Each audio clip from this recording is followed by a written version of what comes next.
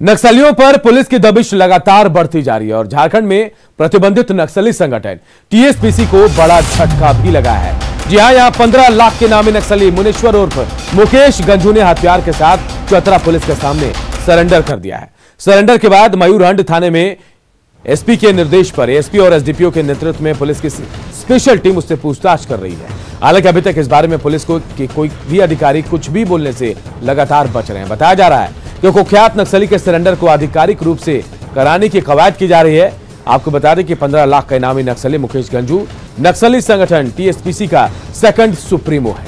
SP ने 4 दिन पहले टीएसपीसी सुप्रीमो ब्रजेश गंजू समेत संगठन के 4 शीर्ष नक्सलियों की तस्वीर जारी की और पकड़ने वालों के लिए इनाम की राशि की घोषणा भी की थी। दर्जनों नक्सली मामलों में वांछित नक्सली मुकेश को झारखंड, बिहार, ओडिशा और छत्तीसगढ़ समेत विभिन्न राज्यों के पुलिस के अलावा टेरर फंडिंग के मामले में राष्ट्रीय जांच एजेंसी एनआईए को भी तलाश थी। मुकेश के सरेंडर से पुलिस ने बड़ी राहत की सांस ली है। सूर्यकांत हमारे सहयोगी हमारे साथ फोन लाइन पे इसी खबर पर सीधे जुड़े हैं। सूर्यकांत, बड़ी कामयाबी पुलिस के लिए भी, और अब हम आपसे जानना चाहते हैं किन बड़े मामलों का खुलासा हो सकता है जिसमें शामिल था मुकेश? देखिए अरूप, जो तृतीय सम्मेलन प्रस्तुति कमेटी टीएसपीसी का सेकंड सुप्रीमो जो कि 15 लाख का इनामी था मुकेश गंजू, उसने कल देर शाम चतरा पुलिस के सामने आत्मसमर्पण किया हथियार के साथ। अभी किस हथियार के साथ उसने आत्मसमर्पण किया इसकी पुष्टि नहीं हो सकी है और न ही विभागीय सूत्र विभागीय अधिकारी इस मामले में कुछ भी कह रहे हैं। हालांकि विभागीय सूत्र इसकी पुष्टि जरूर कर रहे हैं कि उसने आत्मसमर्पण कर दिया और हम अपने दर्शकों को एक्सक्लूसिव तस्वीर भी दिखा रहे हैं कि सिलेंडर के बाद उससे पूछताछ की जा रही है थाने में बिठा के। और चूंकि मुकेश गंजू पे चतरा में एक पत्रकार इंद्रदेव यादव के हत्या के अलावे कई दुर्दांत नक्सली मामले दर्ज है, उसके अलावे टेरर फंडिंग मामले में यहाँ कोयलांचल में आतंक फैलाकर कोल माफियाओं से या फिर ट्रांसपोर्टरों से पैसे की उगाही करना हो या किसी अन्य मामले में इसकी तलाश थी। इस पूरे प्रकरण में एनआईए जो कि राष्ट्रीय सुरक्षा एजेंसी है वो भी तलाश कर रही थी इस नक्सली की। और अभी बता दूं कि एक सप्ताह पूर्व सूबे के डीजीपी जब टंडवा दौरे पे आए थे तो उन्होंने साफ शब्दों में कहा था कि पूरे कोयलांचल को और चतरा को अपराध और नक्सलवाद मुक्त बना दिया जाएगा। अगर गिरफ्तारी हो गई, सरेंडर कर दिया है मुकेश ने, तो फिर पुलिस को बताने में दिक्कत क्या रही? क्या वजह है कि पुलिस तमाम बातों का खुलासा नहीं कर रही है? देखिए, इस पूरे प्रक्रिया के विधिवत तौर पे सरेंडर कराने की कवायद चल रही है।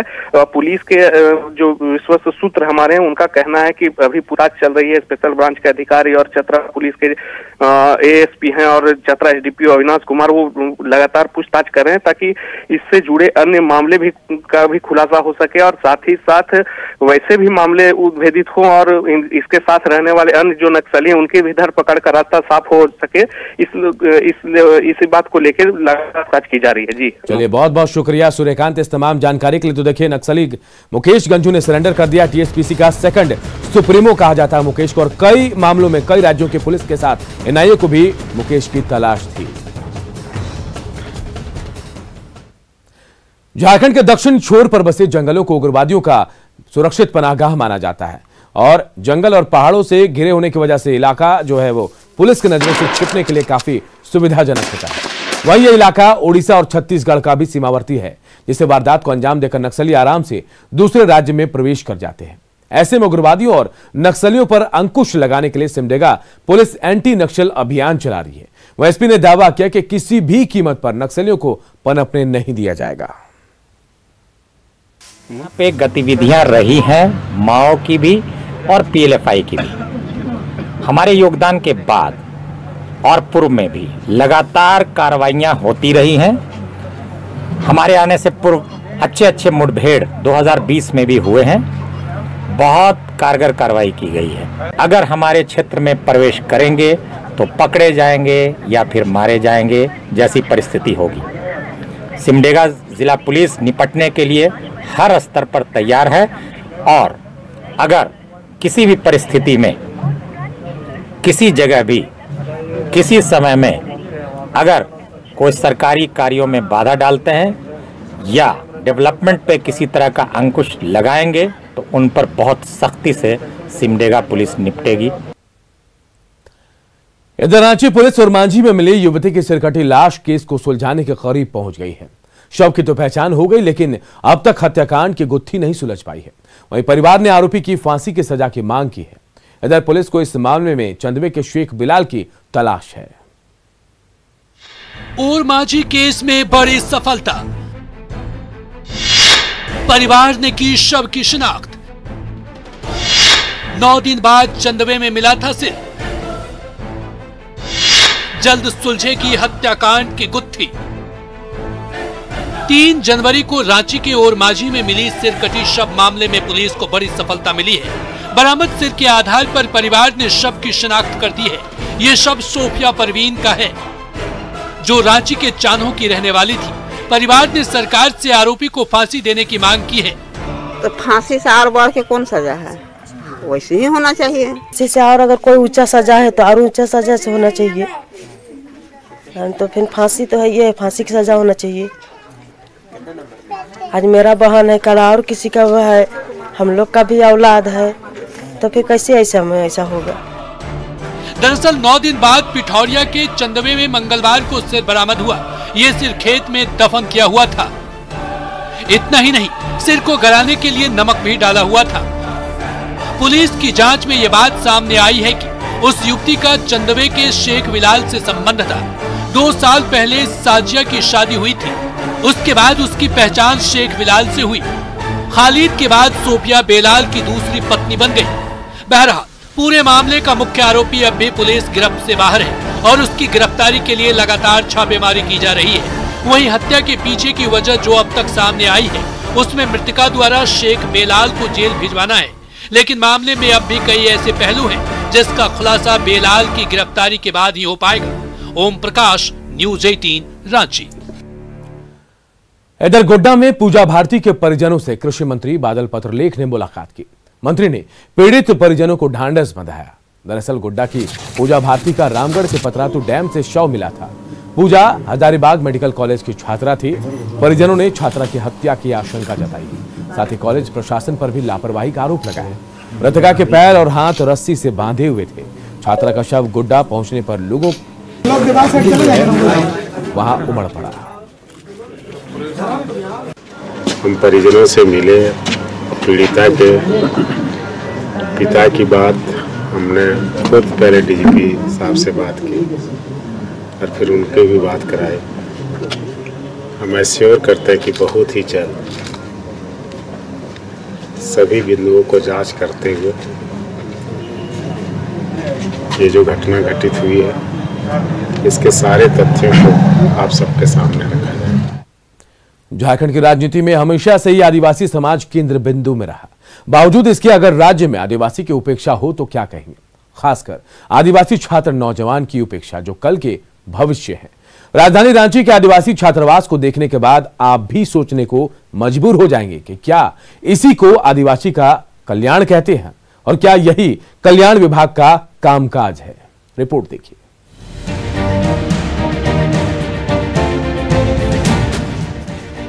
ये तस्वीर आदिवासी राजनीति का ढोल पीटने वाली झारखंड की है। वही झारखंड जिसकी राजनीति के केंद्र बिंदु में हमेशा से ही आदिवासी समाज रहा। चूंकि तस्वीर कभी झूठ नहीं बोलती, इसलिए इस तस्वीर से आदिवासी समाज के भविष्य की तकदीर को हम दिखाने की कोशिश कर रहे हैं। ये मुख्यमंत्री आवास के ठीक पास स्थित वीर बुधु भगत आदिवासी कॉलेज छात्रावास है। इस छात्रावास के 52 कमरों में रहने वाले सभी 250 छात्र आदिवासी समाज से आते हैं। अब जरा इस छात्रावास के जर्जर हालात पर भी नजर दौड़ा लीजिए।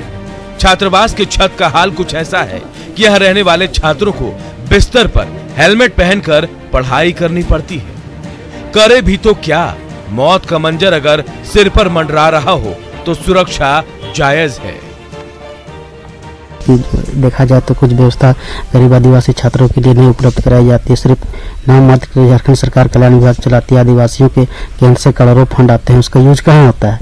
वही सब का यूज ये सब करना चाहिए। देखिए अभी आपके सामने हम बैठे हुए हैं, आपको देख के क्या लग रहा है कि सही सरकार हम लोग के लिए सही काम कर रही है या नहीं कर रही? जिस हॉस्टल में हम लोग बैठे हैं उस तो बुरा ही है सर। मतलब छत तो कभी भी गिर सकता है जी सर। प्लस यहाँ टेबल भी अच्छा नहीं है, टूटा हुआ है, बेड टूटा हुआ है और जहाँ पर मेस बनता मतलब खाना बनता है वहाँ पर पानी भी नहीं, पानी तो है, पानी भी नहीं है।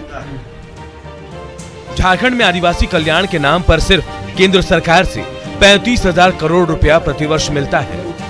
राज्य सरकार के कल्याण विभाग का बजट भी 1500 करोड़ से ज्यादा का है। अब ऐसे में अगर सुदूर ग्रामीण क्षेत्र से आने वाले छात्र संसाधन के अभाव में छात्रावास में रहने को मजबूर होंगे तो ये कैसा विकास है। छात्रावास में रहने वाले छात्रों का ज्यादा समय खाना बनाने में बीत जाता है क्योंकि छात्रावास में एक रसोईया तक नहीं है।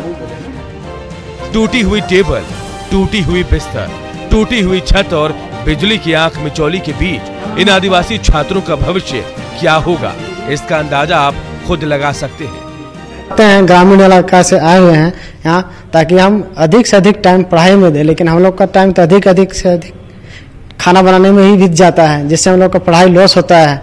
सरकार तो हमेशा बोलती है कि हर आदिवासी छात्रावास में रसोई का प्रबंधन करेंगे, वहाँ का रसोई सब व्यवस्था रहेगा, लेकिन हम नाम मात्र की सिर्फ घोषणा करते हैं, लेकिन यहाँ आप व्यवस्था देख रहे हैं सिर्फ नाम मात्र के लिए है, यहाँ कुछ नहीं है।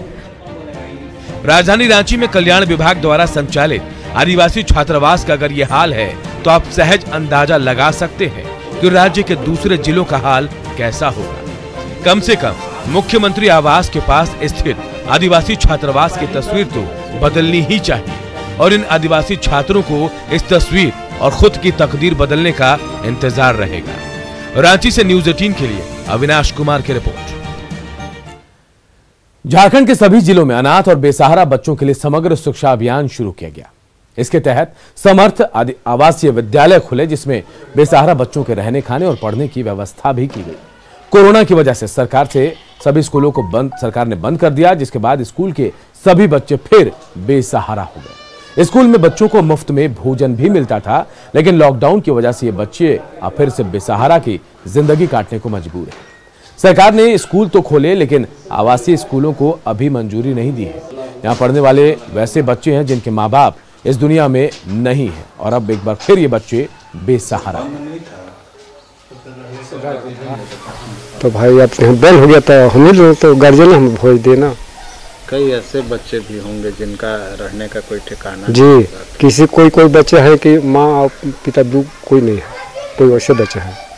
कोई बच्चे हैं कि माँ नहीं है, कोई बच्चे के पिता नहीं है, ऐसे बच्चे हैं इसमें। अभी विद्यालय फिलहाल बंद है लॉकडाउन की वजह से और बच्चे अपने घर हैं। और ऐसा नहीं है सर कि बच्चे का कोई अपना रिश्तेदारी नहीं है, कोई तो है ही, कोई मामा है, कोई मौसा है, कोई फूफा है, भाई हैं। इस तरह से बच्चे के सब अपना अपना ले गए हैं।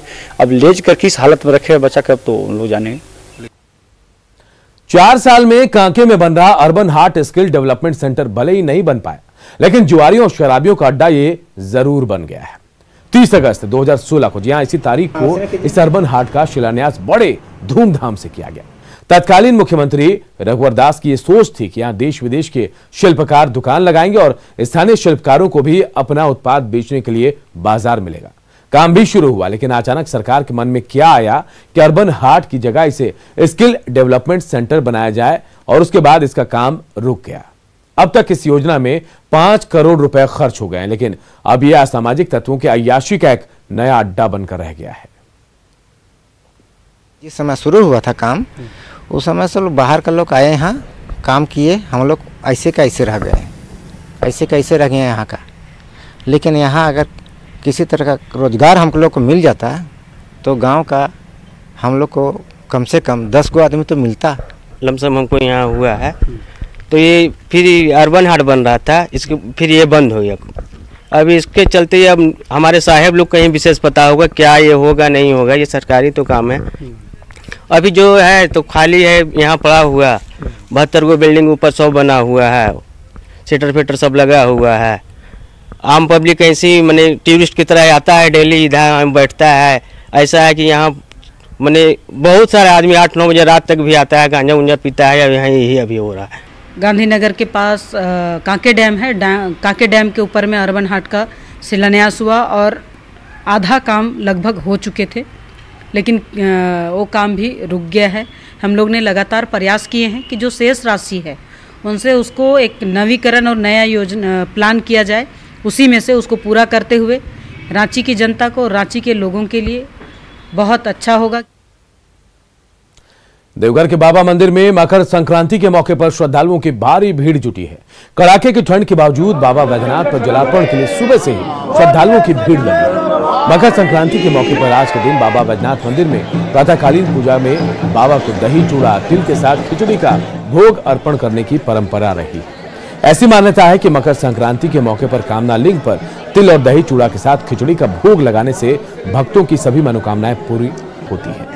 पौराणिक मान्यताओं के अनुसार आज के दिन नई फसल से तैयार चूड़ा बाबा को अर्पित किया जाता है और पूरे वर्ष के लिए मंगल कामना की जाती है।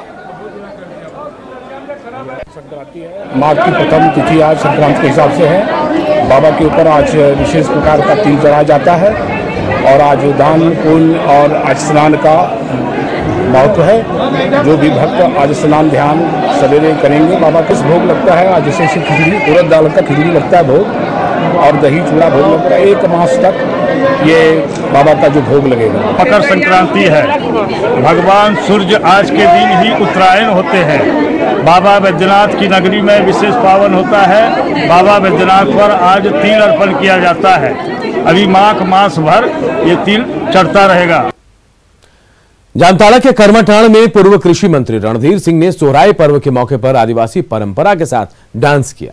मृदंग के थाप पर पूर्व मंत्री के नए अवतार की हर ओर चर्चा हो रही है। वहीं आदिवासी समाज के लोग इससे खुश दिखे। कर्मठाण के मोहनपुर पंचायत के मोहनपुर, आमडंगाल, दुलदुलाई, नवाकोल सहित कई गांवों में रणधीर सिंह ने आदिवासियों के महान पर्व सोहराय में हिस्सा लिया।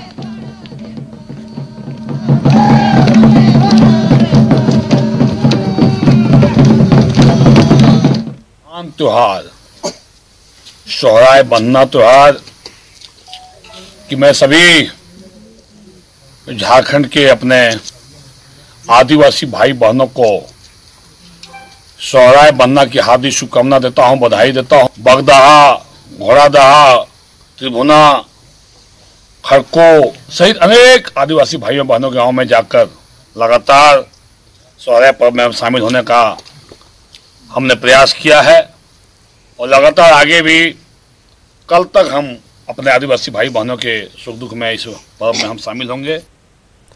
मकर संक्रांति के मौके पर नदियों, डैम और दूसरे पिकनिक स्पॉट्स के अलग ही इनका महत्व होता है। बात चतरा की कर ले तो जिला मुख्यालय से 15 किलोमीटर दूर खैवा जलप्रपात पर आज के दिन काफी यहाँ एक ओर जहां प्राकृतिक सौंदर्य भरपूर है तो वहीं बहती नदी और पत्थरों की अद्भुत खूबसूरती लोगों को अपनी ओर खींचती है। लेकिन मूलभूत सुविधाओं के अभाव में इस मनोरम पर्यटक स्थल का उतना विकास नहीं हुआ जितना होना चाहिए था। वहीं जलप्रपात के पास के लोग खैवा देवी के मंदिर का निर्माण के साथ साथ इस इलाके को पर्यटन के रूप में विकसित करने की मांग भी कर रहे हैं। से आए हैं अपने फैमिली के यहाँ घूमने के लिए, बट हम लोग को बाद में पता चला कि यहाँ पे एक बहुत ही अच्छा वाटरफॉल है, तो हम लोग यहाँ पे आए हैं पूरे फैमिली के साथ घूमने के लिए। और यहाँ पे काफी ज्यादा अच्छा हम लोग को लग रहा है। यहाँ पे पानी की वजह से यहाँ पत्थर कट कट गए हैं जो कि देखने में बहुत अच्छा लग रहा है और यहाँ पे हम लोग बहुत मस्ती करने आए हैं। कोविड-19 महामारी ने परस्पर निर्भरता की भावना को सुदृढ़ किया जिससे कि पूरा देश इस विपत्ति का एकजुट होकर मुकाबला कर सके। वैक्सीनेशन का ऐलान के बाद जरूरत होगी हम सभी अपना सर्वश्रेष्ठ योगदान दें जिससे हम एक साथ वायरस को हराने की तरफ कदम बढ़ा सके। और नेटवर्क 18 इस मुहिम में हर कदम पर आपके साथ होगा। जब तक सभी सुरक्षित नहीं होते तब तक कोई सुरक्षित नहीं होगा। और इसी सोच के आधार पर हमारे कैंपेन संजीवनी का लक्ष्य ये सुनिश्चित करना है कि वैक्सीन पाना सभी भारतीयों का अधिकार है।